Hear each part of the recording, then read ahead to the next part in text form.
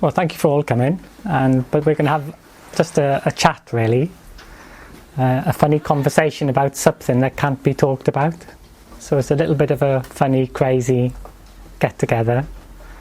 So for my character, Non-Duality is just a song that comes from some characters. And this song comes out of nothing really, and it's not talking about or singing about a something, because what's being sung about isn't measurable. It's not a something that can be got hold of. It doesn't need to be got hold of. It's not a knowing of something. It's not a finding of something which is hidden. It's not a finding of something that can be found in time and space.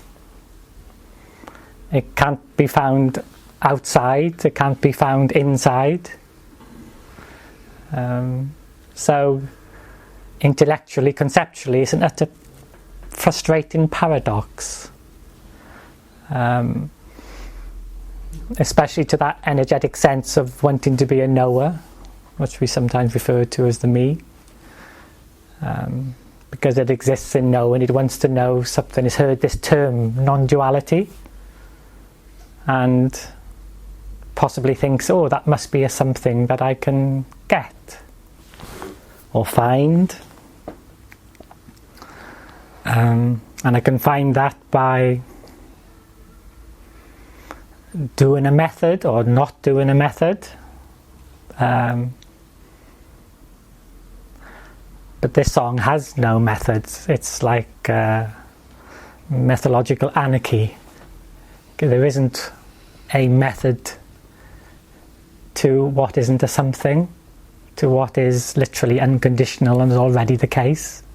So if any questions arise, it'll be the very isness of the question is its own answer.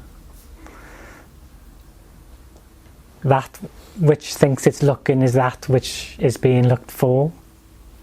So it's that, in that sense, it's like a journeyless journey. Or in Zen, we have a friend who's a Zen person, he's not here today, but it's like a non-action. Because it's singing about something which, although appears as time and space, is not conditioned. So the song is just like, for my character, it's just a love affair. For many characters, stay silent. You never hear a beep from them. But some characters, depending on their nature, they'll sing a song about non-duality. But it's not something that can be verbalized. It's not something that can be written in a book. So in that sense, anything that can be conceptualized isn't it.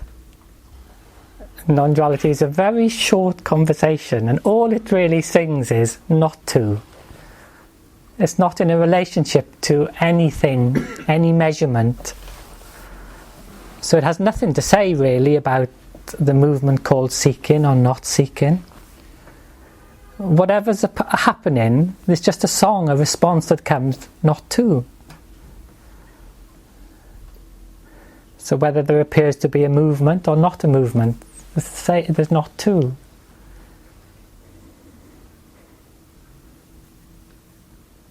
And that's why it's never been able to be written down. It's never... no one's ever been able to describe this or verbalize it, and never will. Whoever they were, whether they were Buddhas or whatever. It just sings about this. About the possibility that the only thing in this room is what I call this ocean. Some people call it non-duality. This unmeasurable wetness, isness, that appears to be this movement called time and space, a subject and an object. And in that movement, it gives that movement of time and space, creates a measurement, because it creates the appearance of a subject and an object. And that's you could say, the illusion, really, the energetic illusion that there is a one thing and another thing. But it creates that, because in the creation of that, then time can be born. It creates, when you have two or more things, then you can have movement, which we term time, or we term my life. I was born at such and such a time, and I've moved through a sequence of events called my life. And all that measurement is real. Those measurements are real. Time and space is real, and simultaneously, frustratingly, unreal at the same time. Because it's measuring something which is immeasurable. It's not that the measurement is right or wrong, it's just what appears to happen.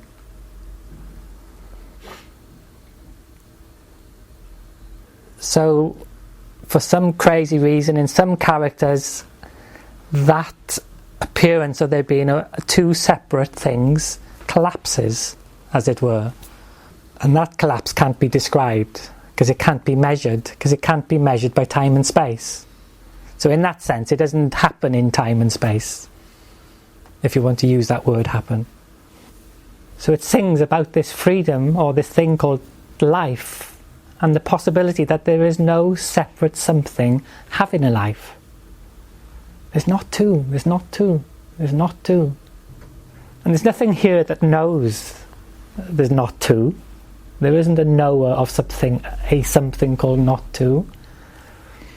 Like, this is... For 30 odd years singing this, it's like it still feels like a baby going... It's an impossibility, because that which measures cannot see that which is unmeasurable, because again, paradoxically, they're not two things. So the movement of what we call time and space can never see that which is timeless and spaceless, because they're not two. They're not two.